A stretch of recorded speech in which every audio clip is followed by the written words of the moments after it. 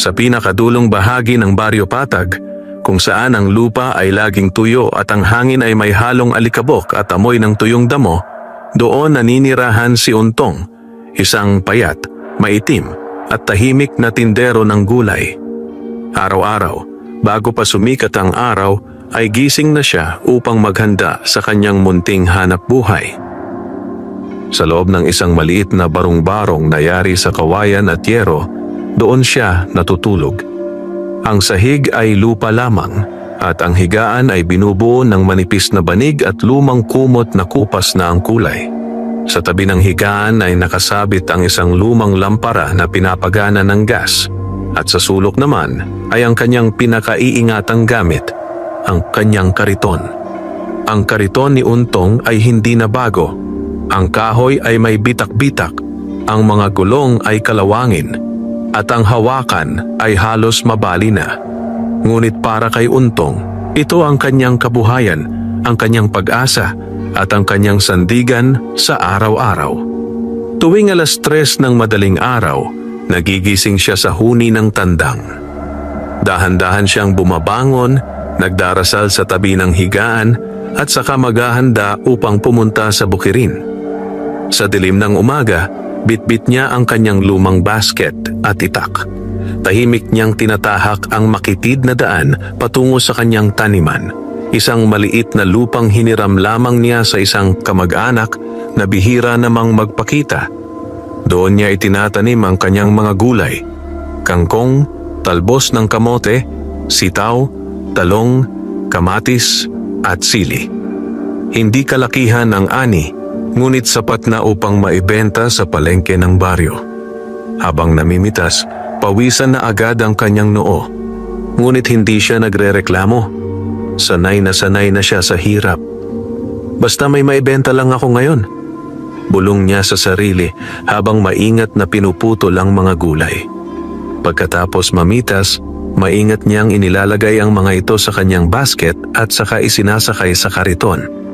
Kapag puno na, saka pa lamang siya babalik sa kanyang barong-barong upang magbihis.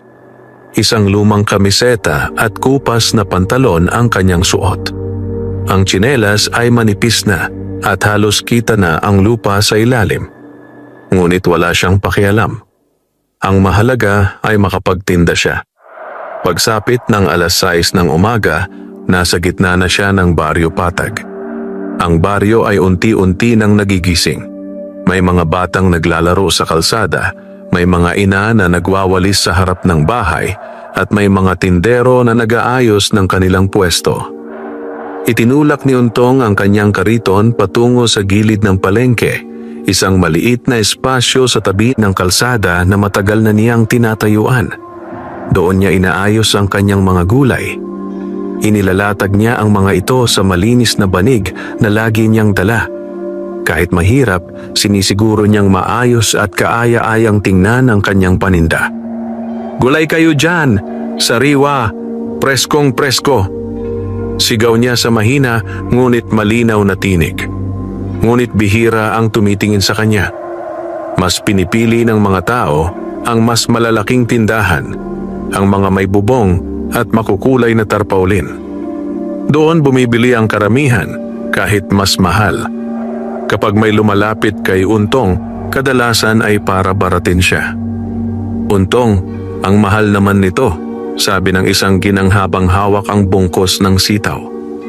"Ay nay, sariwa po yan. Kakapitas lang po kanina," sagot niya ng magalang. "Hindi ba pwedeng bawasan mo pa?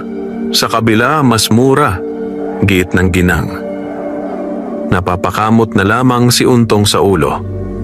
"Sige po nay, bawasan ko na lang po," sagot niya kahit alam niyang halos wala na siyang kikitain. May mga pagkakataon din na minamaliit siya. "Uy, Untong, bulok na yata yung mga gulay mo ah," biro ng isang lalaking mayamang magsasaka. Napapangiti na lamang siya kahit nasasaktan. "Hindi po kuya, sariwa po yan," sagot niya. Ngunit tatawa lamang ang lalaki at aalis nang hindi bumibili. May mga batang minsan ay nambabato ng maliliit na bato sa kanyang kariton. "Mahina ka, Untong," Hindi ka yayaman dyan! Sigaw nila. Hindi siya gumaganti. Tahimik lamang siyang nagbubuntong hininga. Sa kabila ng lahat, patuloy siyang nagtitiis. Dahil alam niyang wala siyang ibang aasahan kundi ang sarili. Minsan, habang nakaupo siya sa tabi ng kanyang kariton, napatingin siya sa langit. Diyos ko, kailan kaya magbabago ang buhay ko? Bulong niya. Wala siyang asawa. Wala siyang anak. Wala ring magulang na masasandalan. Maaga siyang naulila. Ang kanyang ama ay namatay sa aksidente sa bukid at ang kanyang ina naman ay sinundan nito makalipas lamang ang 2 taon dahil sa karamdaman. Simula noon, natuto na siyang mabuhay mag-isa.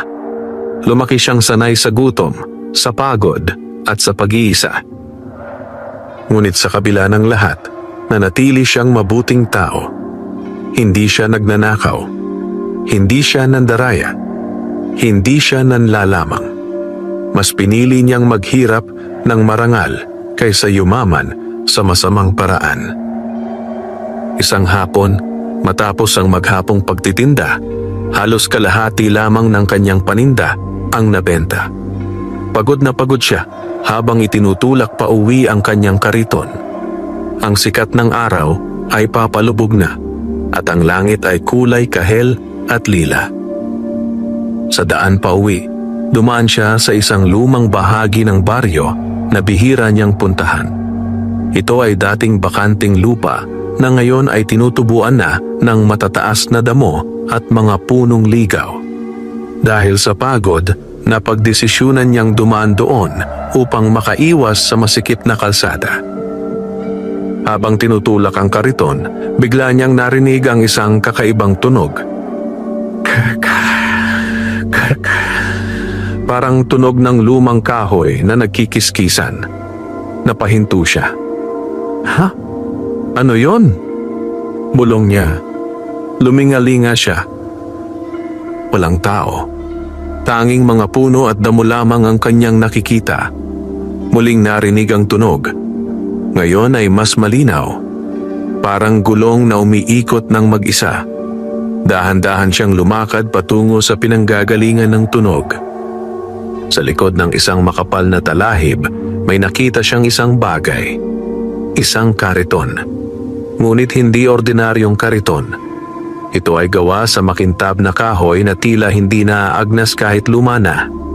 Ang mga gulong nito ay kulay ginto ang gilid at ang bakal ay kumikislap sa sinag ng araw.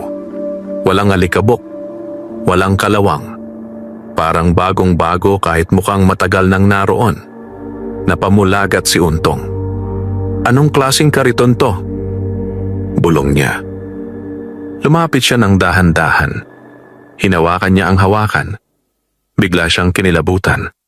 May kakaibang lamig na dumaloy sa kanyang palad. Ngunit hindi ito nakakatakot. Sa halip, parang may init na sumunod pagkatapos. Isang pakiramdam ng ginhawa.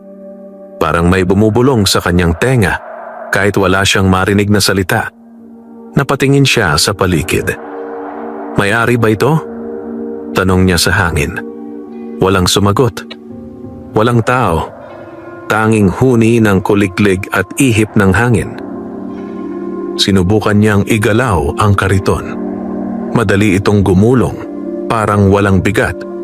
Mas magaan pa kaysa sa sarili niyang kariton. Napatitig siya rito. Sa buong buhay niya, ngayon lamang siya nakakita ng ganitong klaseng kariton. Parang hindi gawa ng ordinaryong tao. Parang may hiwagang nakapaloob dito. Saglit siyang nag-isip. Kung may-ari ito, babalik siguro. Bulong niya. Ngunit nang maghintay siya ng ilang minuto, wala pa ring dumarating. Lumalim na ang dilim. Kailangan na niyang umuwi. Napatingin siya sa sarili niyang kariton. Luma, sira-sira, at halos bumigay na. Pagkatapos ay tumingin siya muli sa kakaibang kariton. May kung anong bumubulong sa kanyang puso. Isang boses na nagsasabing, "Dalhin mo ako." Napapikit siya. Baka hindi akin to, sabi niya sa sarili. Ngunit muli niyang hinawakan ang hawakan at muli niyang naramdaman ang kakaibang init. Parang sinasabing ligtas siya. Parang sinasabing hindi siya mapapahamak. Sa huli, nanaig ang kanyang pagod at pag-asa. Dahan-dahan niyang itinabi ang sarili niyang kariton. Pagkatapos, hinawakan niya ang mahiwagang kariton. Kung may-ari ka man, patawad, bulong niya. At ibabalik ko to kapag may naghahanap. Maingat niyang itinulak ang mahiwagang kariton pauwi. Habang naglalakad siya, hindi niya alam na sa sandaling iyon, nagsisimula na ang pinakamalaking pagbabago sa kanyang buhay. Hindi niya alam na ang kariton na kanyang natagpuan ay hindi basta kariton lamang. Ito ay susi sa kapalaran. Ito ay biyaya. At ito rin ay pagsubok. Sa gabing iyon, sa kanyang munting barong-barong, habang nakahiga siya sa banig at nakatingin sa kisame, hindi siya makatulog. Sa tabi niya, nakatayo ang mahiwagang kariton. Tahimik. Ngunit tila may sariling buhay. At sa dilim, hindi niya napansin ang munting liwanag na unti-unting lumalabas mula sa mga gulong nito. Parang mga bituin sa lupa. Parang paalala na may hiwagang naghihintay sa kanya kinabukasan. At doon nagsimula ang kwento ni Untong. Ang kwento ng isang mahirap na tindero at ng isang mahiwagang kariton. Madaling araw pa lamang ay nagising na si Untong. Hindi dahil sa huni ng tandang, kundi dahil sa kakaibang panaginip. Sa kanyang panaginip, nakita niya ang sarili na nagtutulak ng kariton na naglalabas ng liwanag. Sa bawat ikot ng gulong nito, tumutubo ang mga gulay sa paligid, malalaki, makintab, at sariwang-sariwa. Ang mga tao ay nagkakagulo sa pagbili, at siya ay napapangiti habang hawak ang makapal na salapi.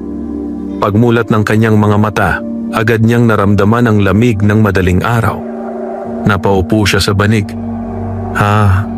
Panaginip lang pala, bulong niya. Ngunit nang igalaw niya ang kanyang ulo, nakita niya ang mahiwagang kariton sa tabi ng dingding. Tahimik itong nakatayo. Ngunit may bahagyang liwanag pa ring nagmumula sa mga gulong nito. Napahawak siya sa kanyang dibdib. Totoo pala, mahina niyang sabi. Tumayo siya at lumapit. Hinaplos niya ang kahoy na hawakan. Mainit-init pa rin. Parang may tibok. Parang may puso. Hindi niya maipaliwanag ang pakiramdam. May halong kaba, pagtataka, at kakaibang pag-asa. Nagdasal muna siya. Diyos ko, kung ito man ay biyaya, gabayan ninyo po ako. Kung ito man ay tukso, ilayunin niyo po ako sa kapahamakan. Pagkatapos ay naghanda na siya para sa araw. Tulad ng dati, nagpunta siya sa kanyang maliit na taniman. Ngunit nang makarating siya roon, napahinto siya. Nanlaki ang kanyang mga mata. Ang dating maliliit at payat na tanim ay naging malalago. Ang mga dahon ng kangkong ay kasing laki ng palad. Ang mga talong ay makintab at halos singlaki ng bote. Ang mga kamatis ay pula na parang hinog na mansanas. Ang mga sili ay makakapal at naglalagablab ang kulay. Parang biglang dumaan ang isang buwang paglago sa magdamag. Ano to? Bulong niya. Lumuhod siya sa lupa. Hinawakan ang isang talbos. Malutong. Sariwa.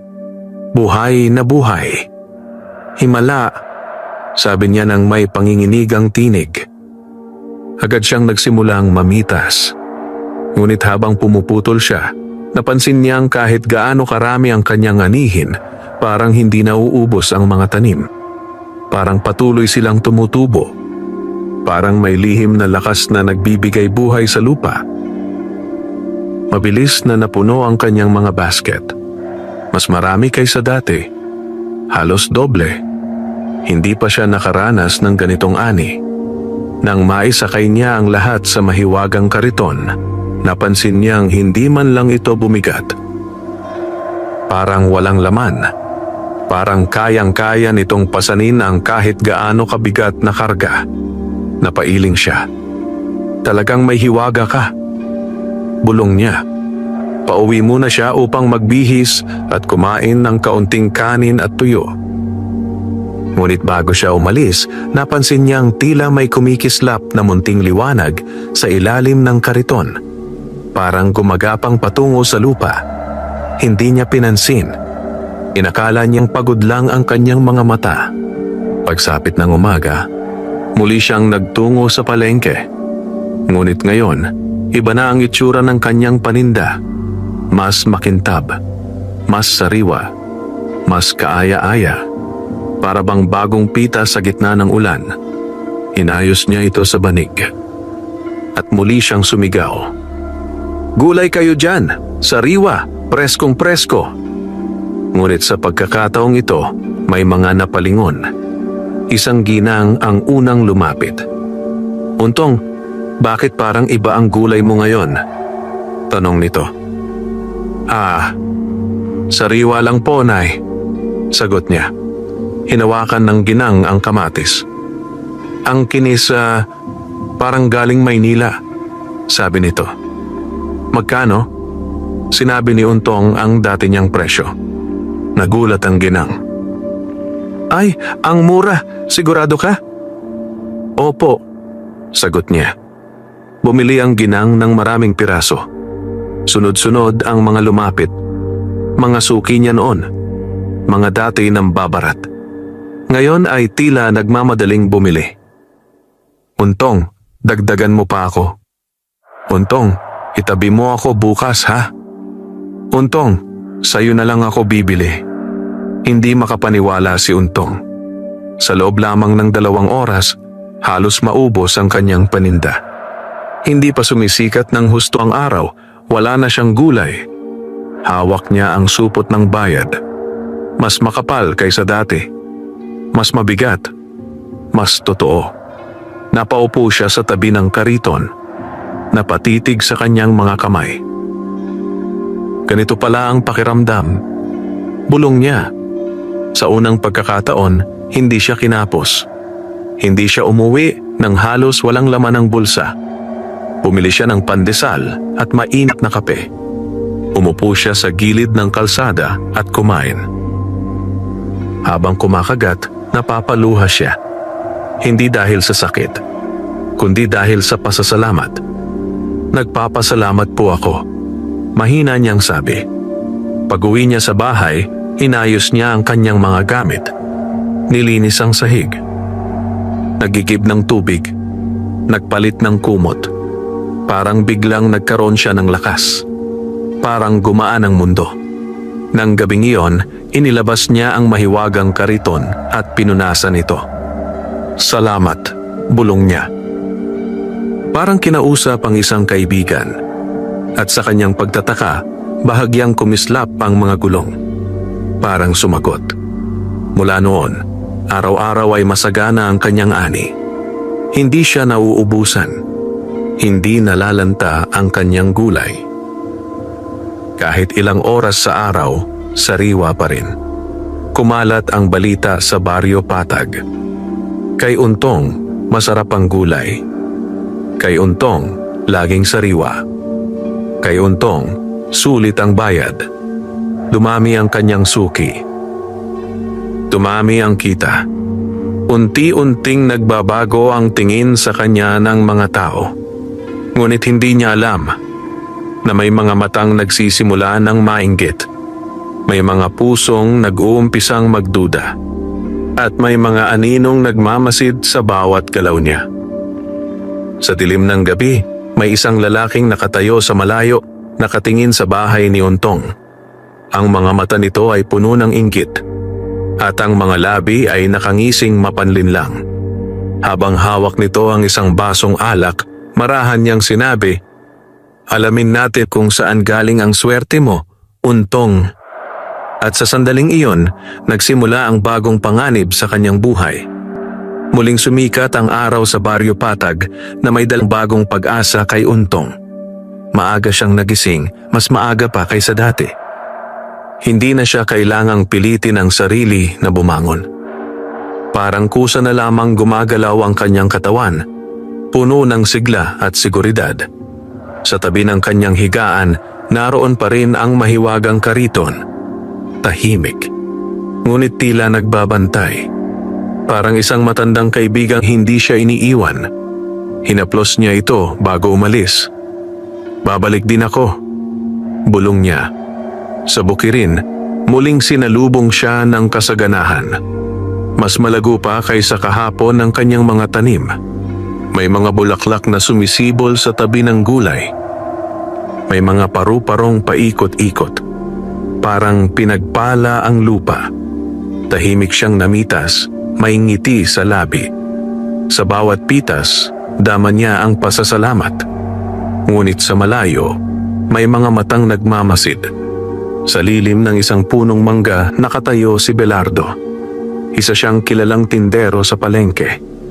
May sariling pwesto, may bubong, may tarpaulin, at mayabang. Noon pa man, kilala na siya bilang mapagmataas at mapangapi sa mga mahihirap. At isa si Untong sa madalas niyang maliitin. Tuwing daraan si Untong sa kanyang pwesto, palagi siyang may sinasabi. "Uy, kawawa ka naman. Hanggang kariton ka na lang ba? Oh, kumusta ang benta mo? Baka wala na namang natira." Ngunit ngayon, tahimik na lamang si Belardo. Dahil sa loob ng ilang linggo, napansin niyang unti-unting nababawasan ang kanyang mga suki at lumilipat kay Untong. Hindi niya matanggap. Habang pinagmamasdan niya ang masaganang taniman ni Untong, kumunot ang kanyang noo. "Imposible to," bulong niya. "Hindi pwedeng ganyan ang ani niya." Lumapit siya sa lupa at humawak ng isang dahon. Sariwa, mataba, perpekto. Samantalang ang kanyang mga tanim ay naninilaw. Natutuyo, may mga uod. Napaatras siya. "May daya ka," mahina niyang sabi. Nang araw ding iyon, sa palengke, muli na namang dinumog ang pwesto ni Untong. May mga mamimili mula sa karatig baryo. May mga bagong mukha. May mga mayayamang suki. "Untong, sayo na lang ako kukuha araw-araw." "Untong, may delivery ka ba?" "Untong, pwede ka bang umorderan ng maramihan?" Nahihilo si Untong sa dami ng tanong. Ngunit pinipilit niyang maging kalmado. "Opo, gagawin ko po ang makakaya ko," sagot niya.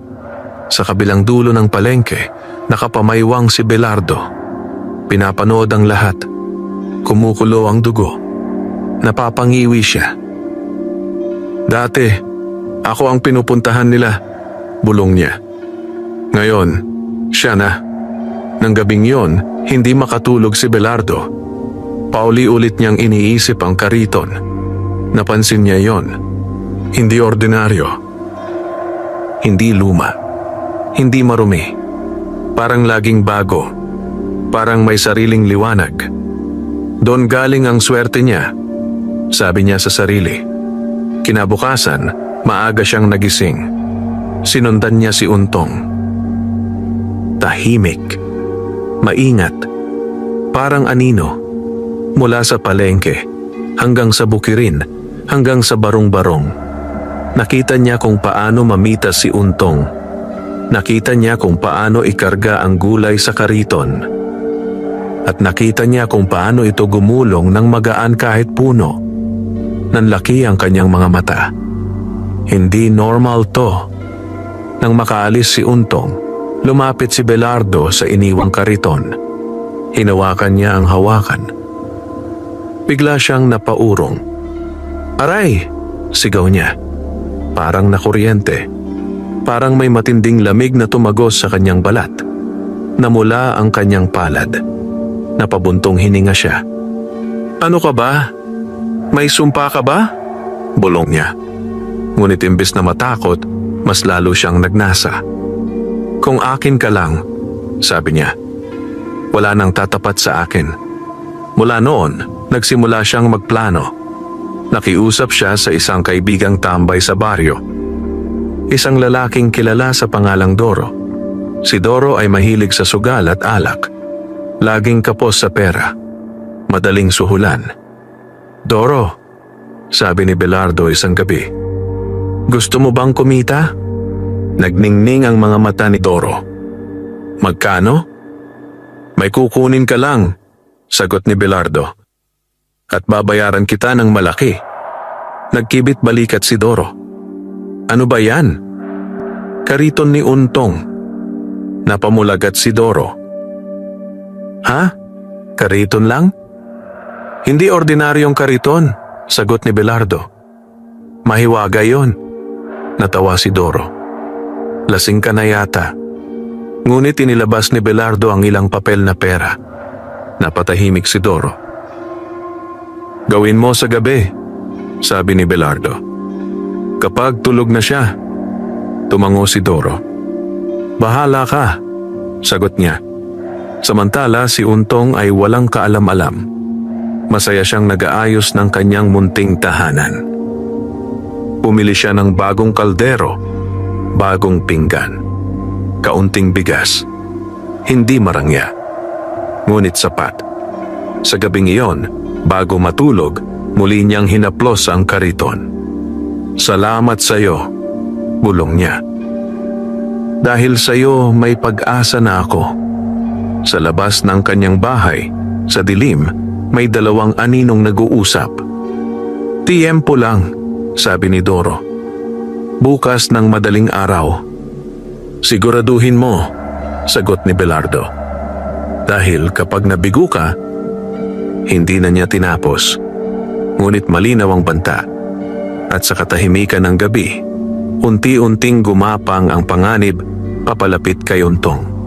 Tahimik ang Baryo Patag ng gabing iyon. Walang buwan. Tanging mga bituin lamang ang nagbibigay ng munting liwanag sa madilim na kalangitan.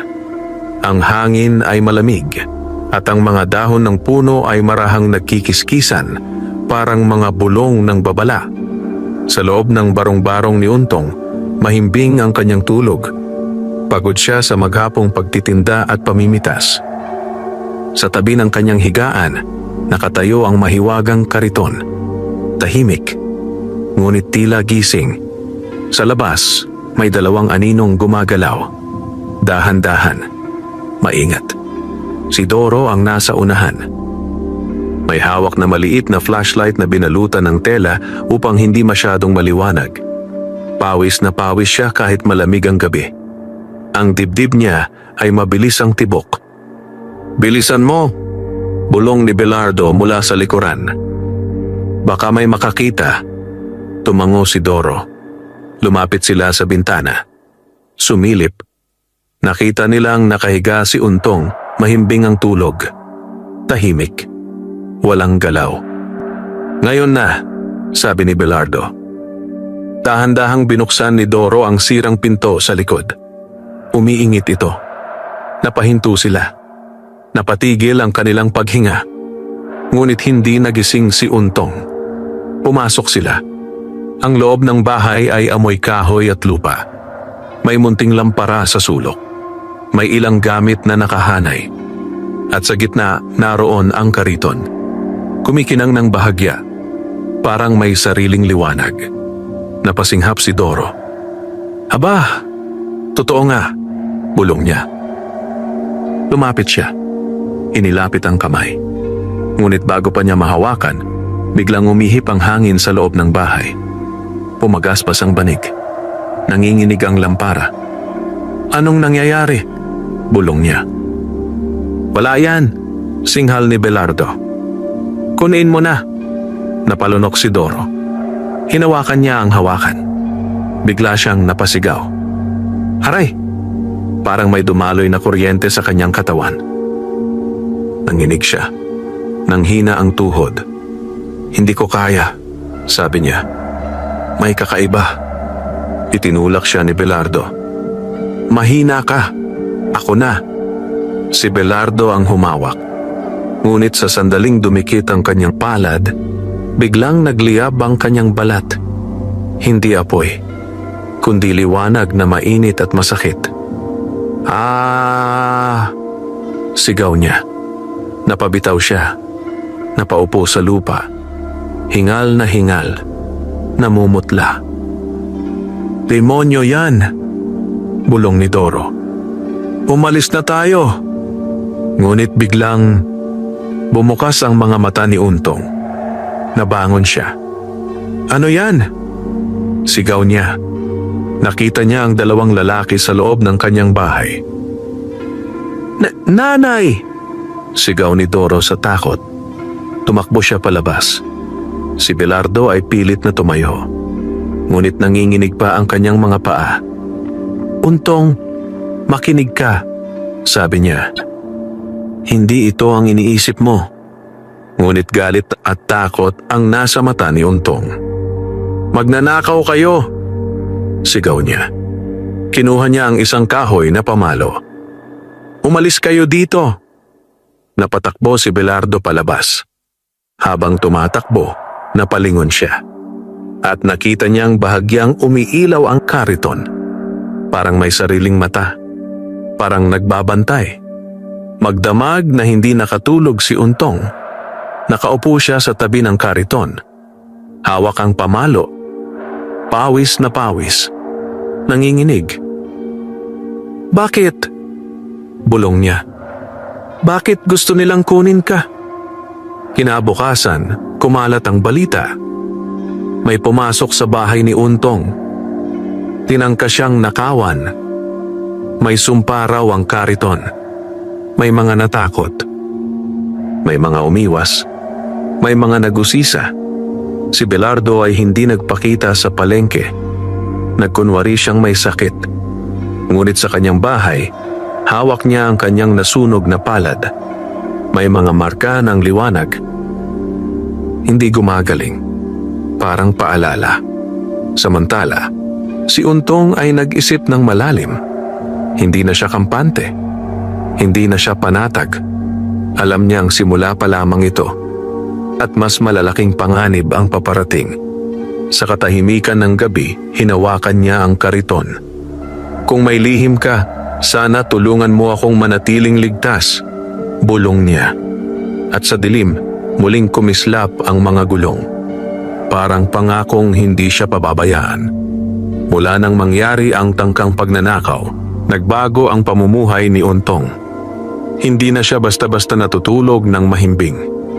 Tuwing gabi, magaan ang kanyang tulog at kaunting kaluskos lamang ay agad siyang nagigising. Lagi na niyang inilalapit ang kariton sa kanyang higaan.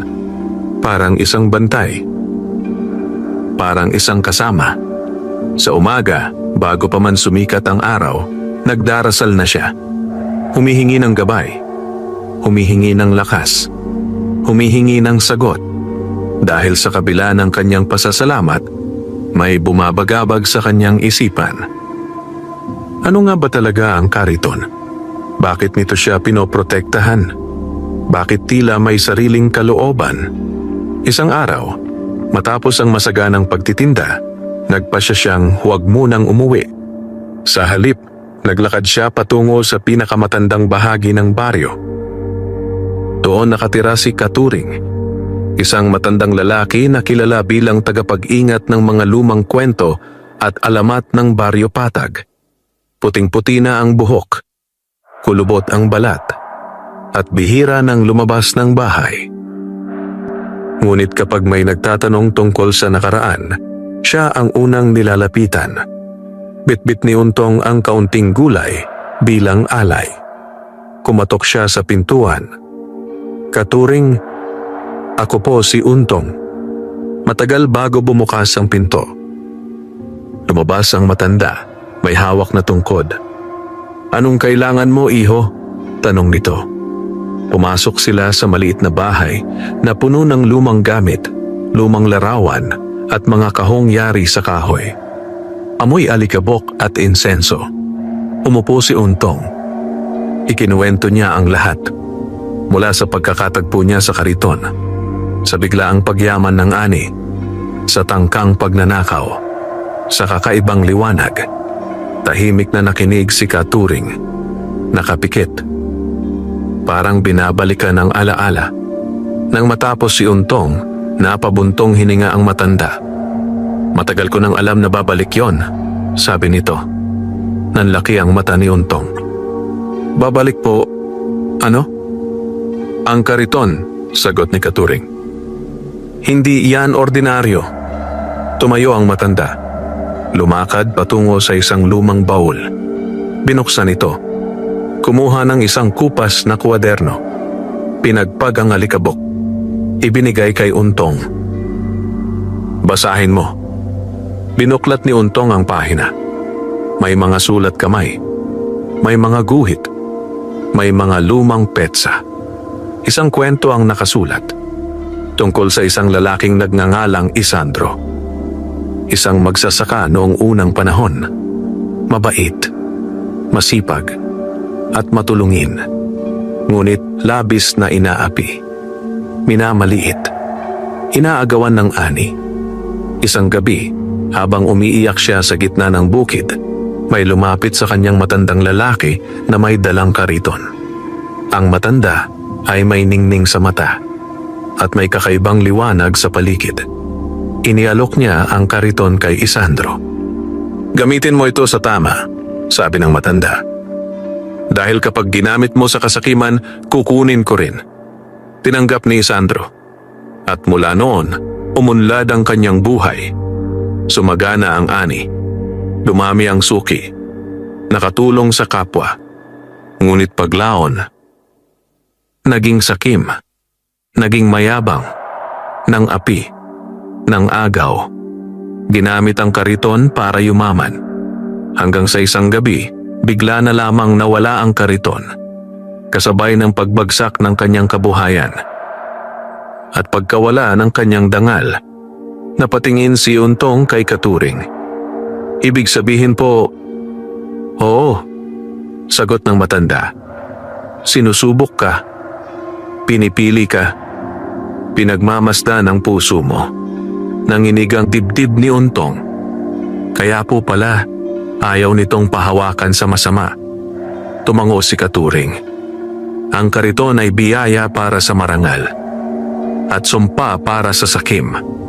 Tahimik si Untong. Pinag-isipan ang lahat. Naalala niya ang kanyang mga panalangin, ang kanyang katapatan, ang kanyang pagtitiis. Paano po kung magkamali ako? Tanong niya. Ngumiti si Katuring. Lahat nagkakamali. Ang mahalaga, marunong bumalik. Bago umalis si Untong, binigyan siya ng matanda ng payo. Huwag mong itago ang biyaya. Ibahagi mo. Doon ito lalong lalakas. Pag uwi niya, mas malinaw na ang kanyang isip. Ngayon, alam na niya. Hindi lamang siya pinagpala. Sinusubok din siya. At mula sa gabing iyon, nangako siya sa sarili na hindi niya hahayaang lamunin siya ng kayabangan, na mananatili siyang si Untong, isang simpleng tindero na may pusong marunong magpasalamat. Nagising si Untong isang umagang may kakaibang gaan sa dibdib. Parang nabawasan ng bigat na matagal nang nagpapahirap sa kanyang isipan. Ang mga salita ni Katuring ay paulit-ulit na umaalingaw-ngaw sa kanyang alaala. Huwag mong itago ang biyaya. Ibahagi mo. Tahimik niyang tiningnan ang mahiwagang kariton. Kumikislap ito sa liwanag ng araw. Parang nakikinig, parang sumasang-ayon. Hinaplos niya ang hawakan. Gagawin ko ang tama, bulong niya. Mula noon, nagbago ang kanyang paraan ng pagtitinda. Hindi na lamang siya nakatuon sa kita. Naisip niyang gamitin ang kanyang biyaya para makatulong sa iba. Tuwing umaga, bago siya pumunta sa palengke, naghahanda siya ng ilang supot ng gulay. Hindi ito ibinebenta. Ibinibigay niya ito sa mga matatandang walang anak, sa mga balong hirap sa buhay, sa mga batang lansangan na namamalimos, sa mga pamilyang halos walang makain. Unang araw niyang ginawa ito, kabado siya. Baka kulangin siya, baka mawalan siya. Ngunit nang matapos ang araw, napansin niyang mas marami pa ang kanyang naibenta. Mas masigla ang kanyang ani. Mas maliwanag ang kariton. Parang lalo pang lumalakas. Kumalat ang balita. Mapagbigay si Untong. Mabuti ang puso niya. Hindi siya madamot. Dumami pa ang kanyang suki. Dumami ang kanyang kaibigan. Unti-unti, hindi na siya tinitingnan bilang mahirap na tindero, kundi bilang haligi ng komunidad. Isang umaga, may lumapit sa kanya na isang matandang babae. Mahina, may tungkod, halos hindi makatayo.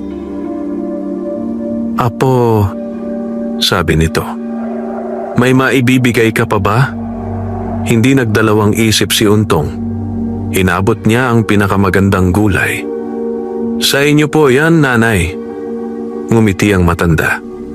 Ngunit biglang hinawakan nito ang kanyang kamay at bumulong. "Pinagpala ka. Huwag mong kalilimutan." Nanlaki ang mata ni Untong. Pagtingin niya muli, wala na ang matanda. Parang naglaho. Parang hangin. Kinilabutan siya. Ngunit hindi siya natakot. Sa halip, nakaramdam siya ng kapayapaan.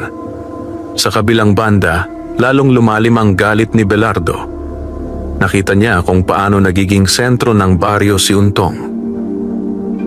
Kung paano siya pinupuri. Kung paano siya hinahangaan. Samantalang siya, unti-unting nalilimutan. Nababaon sa utang. Nawawalan ng suki. Isang gabi, nagpunta siya sa isang liblib na lugar sa bundok. Doon nakatira ang isang albularyong kilala sa pangalang Mang Resto. Isang lalaking sinasabing marunong kumausap sa dilim. Nag-aalay sa masasamang espiritu. Humihingi ng kapangyarihan. Lumuhod si Belardo sa harap ng kubo. "Tulungan mo ako," sabi niya. "Gusto kong mawala ang swerte ni Untong." Ngumisi si Mang Resto. "May kapalit," sagot nito. "Ano man?" tugon ni Belardo. Sa baryo naman, patuloy ang kabutihan ni Untong.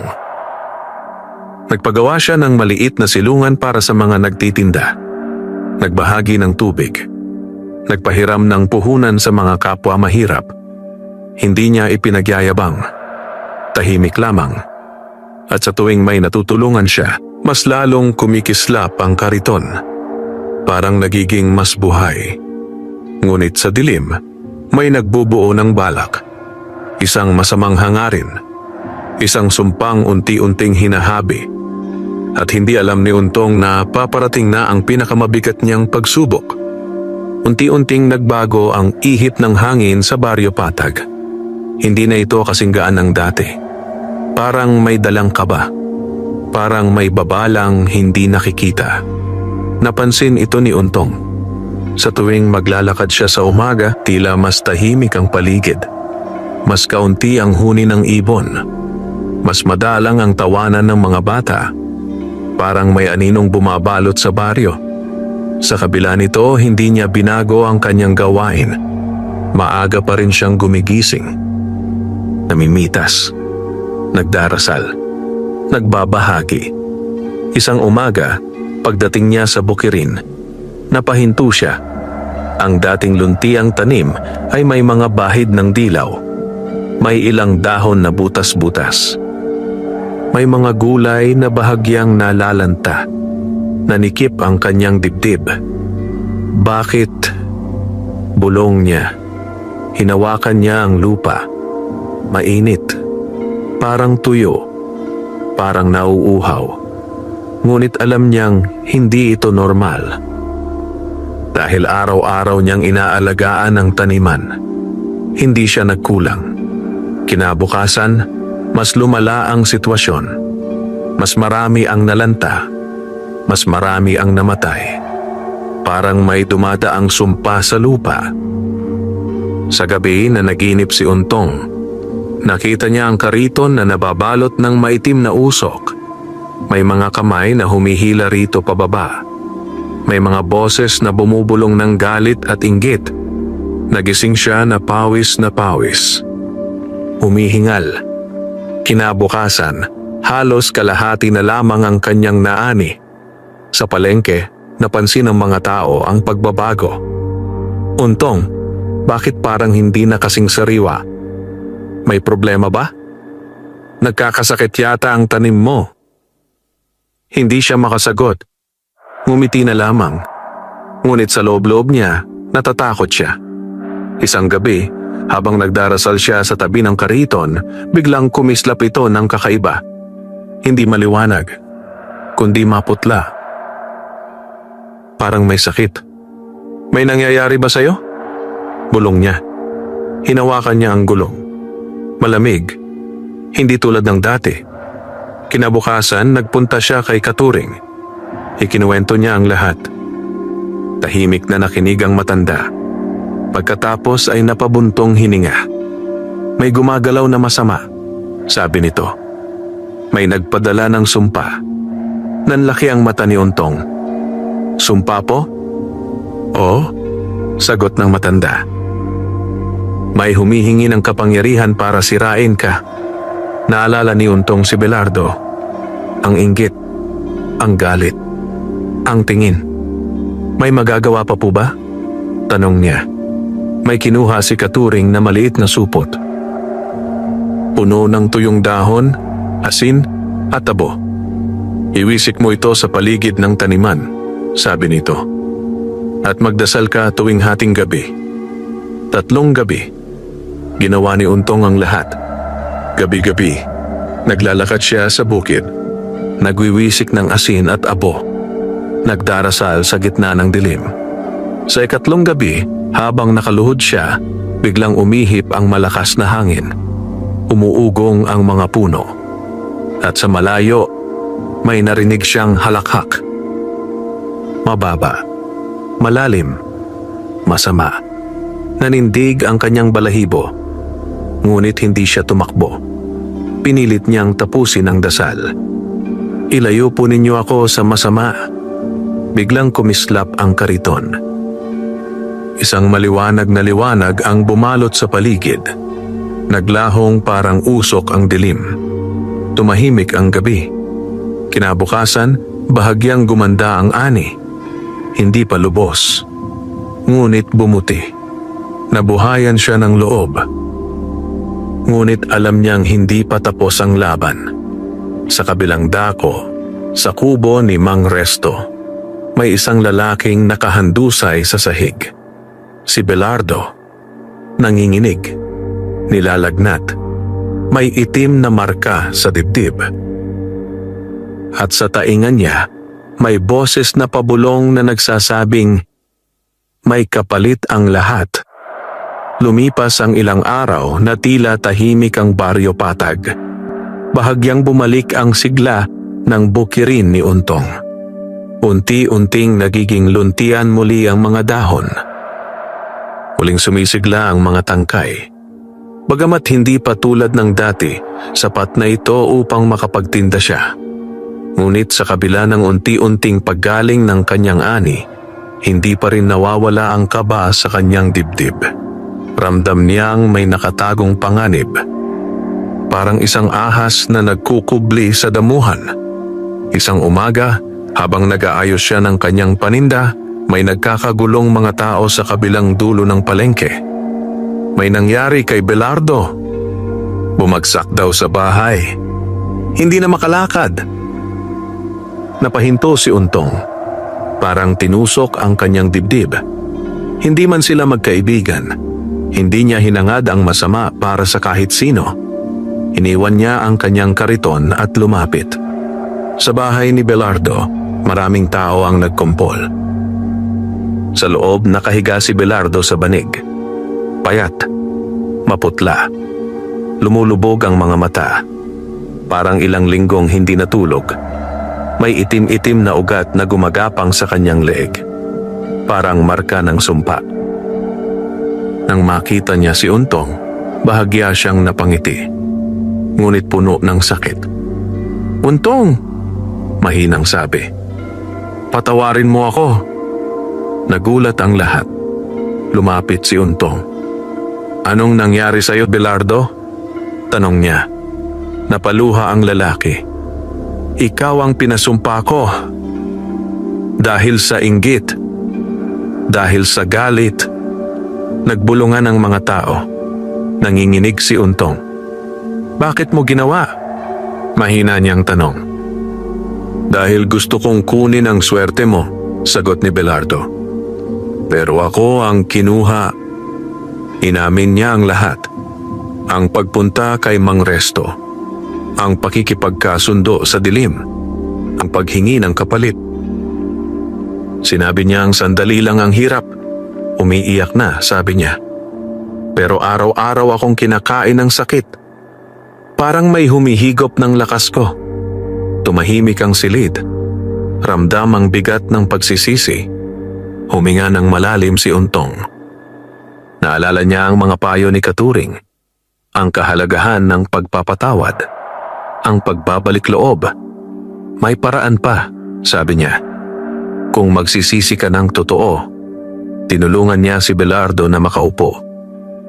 Hinawakan niya ang kamay nito. Hindi siya nakaramdam ng init, kundi lamig, parang yelo.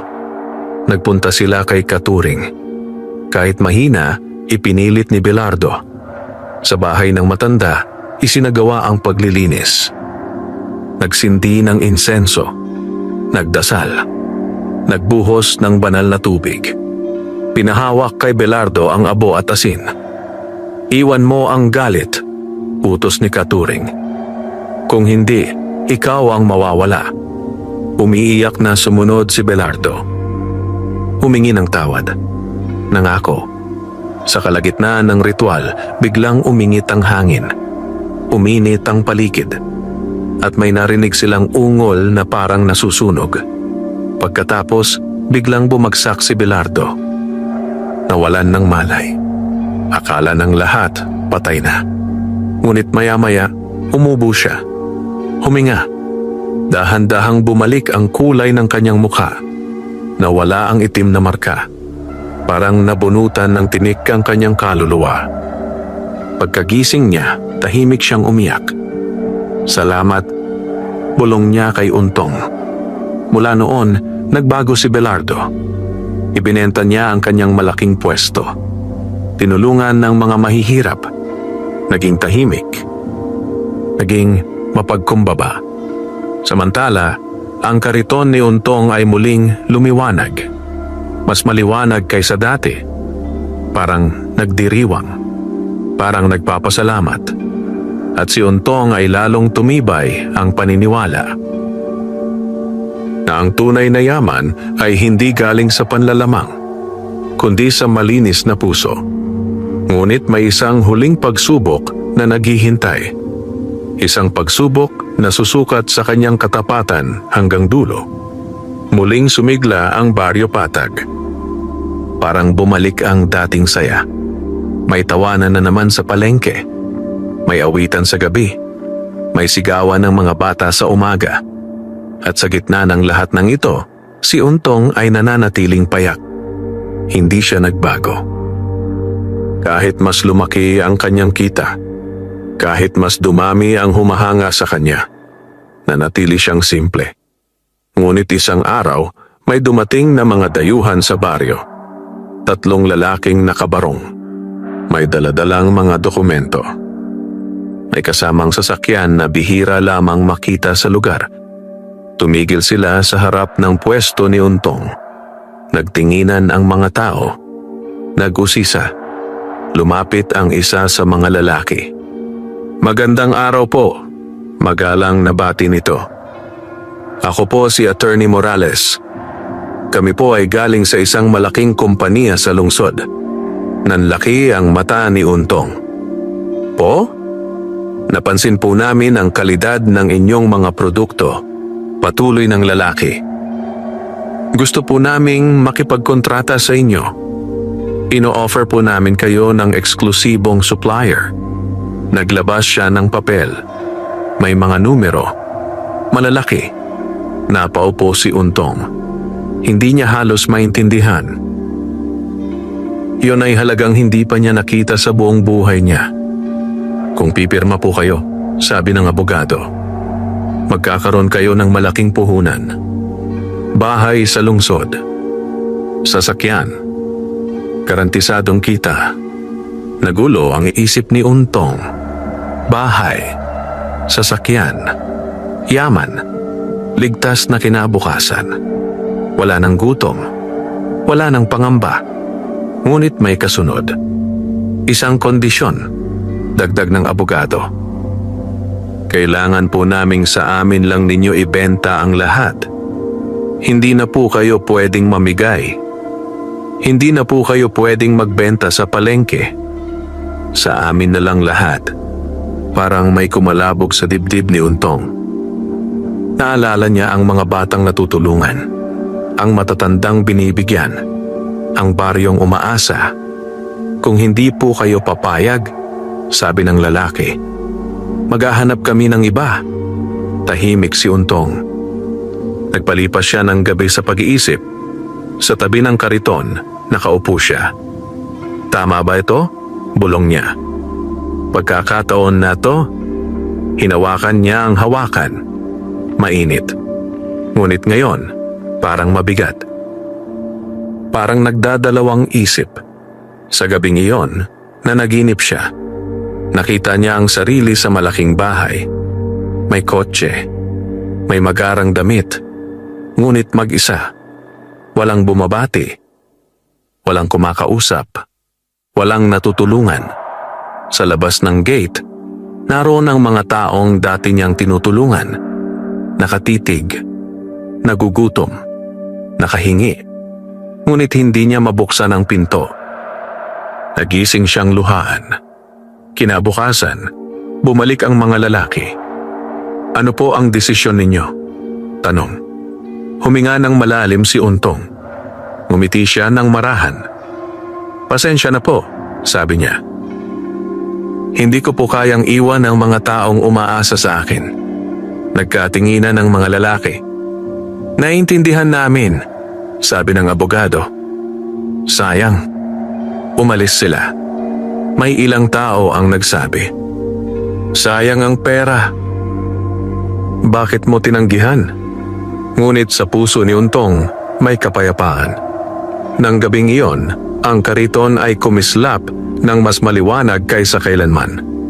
Parang bituin, parang araw, parang apoy ng kabutihan.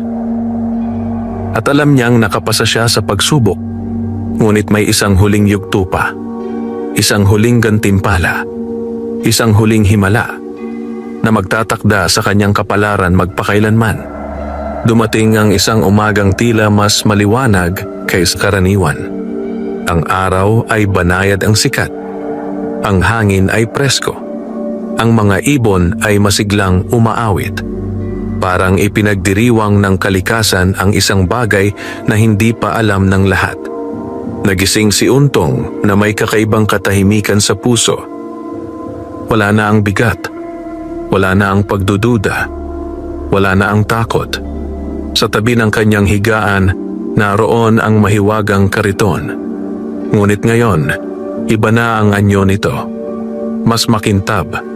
Mas malinaw ang ukit sa kahoy. At sa gitna ng hawakan, may munting simbolong parang araw at dahon na magkasama. Hinaplos niya ito. At sa unang pagkakataon, narinig niya ang isang tinig.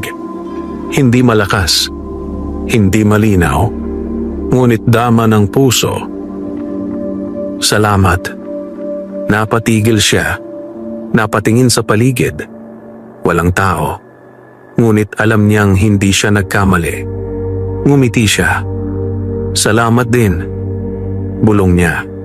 Nang araw na iyon, nagpunta siya sa bukirin. Ngunit pagdating niya roon, napaupo siya sa lupa sa gulat. Ang taniman ay hindi na lamang masagana. Ito ay naging parang hardin. May mga bulaklak sa pagitan ng gulay. May malinaw na batis na dumadaloy sa gilid. May mga punong namumunga. Parang maliit na paraiso. Kumalat ang balita. Dumayo ang mga tao mula sa ibang baryo. Hindi para mang-agaw, kundi para matuto. Tinuruan sila ni Untong kung paano magtanim, kung paano mag-alaga ng lupa, kung paano maging tapat. Hindi siya nagdamot. Nagbahagi siya ng kaalaman. Nagbahagi ng binhi. Nagbahagi ng pag-asa. Sa tulong ng baryo, nagtayo sila ng kooperatiba. Pinagsama-sama ang ani. Pinantay ang presyo. Tinulungan ang mahihirap. Walang naiiwan. Si Belardo ang naging isa sa mga unang sumuporta. Tahimik, masipag, tapat. Parang bumabawi sa nakaraan. Si Katuring, bago tuluyang pumanaw sa katandaan, ay minsang sinabi kay Untong, "Natupad mo ang layunin ng biyaya. Hindi ka naging alipin ng yaman, kundi tagapangalaga nito." Isang gabi, habang nagdadasal si Untong sa tabi ng kariton, biglang bumalot ang liwanag sa paligid. Hindi nakakasilaw, kundi nakaaaliw, nakakapayapa. Unti-unting naglaho ang liwanag. At kasabay nito, nagbago ang kariton. Nawala ang kinang, nawala ang hiwaga. Naging karaniwang kariton na lamang. Luma, payak, tahimik. Ngunit hindi nalungkot si Untong. Sa halip, napangiti siya. Dahil alam niyang hindi na niya kailangan ng hiwaga. Nasa kanya na ang tunay na yaman. Sa kanyang puso. Sa kanyang dangal. Sa kanyang komunidad. Lumipas ang mga taon. Ang Baryo Patag ay naging masagana, maunlad, mapayapa, at sa gitna nito, nanatili ang alaala ng isang simpleng tindero. Isang lalaking minsang binarat, minamaliit, hinamak. Ngunit hindi sumuko, hindi nagbago, hindi nagpadala sa tukso. Si Untong, ang lalaking pinili ng hiwaga, at mas piniling piliin ang kabutihan. At hanggang ngayon, kapag may batang nagtatanong, "Lolo, paano po yumaman si Untong?" Ngumingiti ang mga matatanda at sinasabi, "Sa sipag, sa bait, at sa pusong marunong magbahagi." At doon nagtatapos ang kanyang kwento. Isang kwentong hindi lamang tungkol sa mahiwagang kariton, kundi tungkol sa isang pusong hindi kailanman nagbago. Wakas. Wakas. Wakas. Wakas. Wakas. Wakas. Wakas.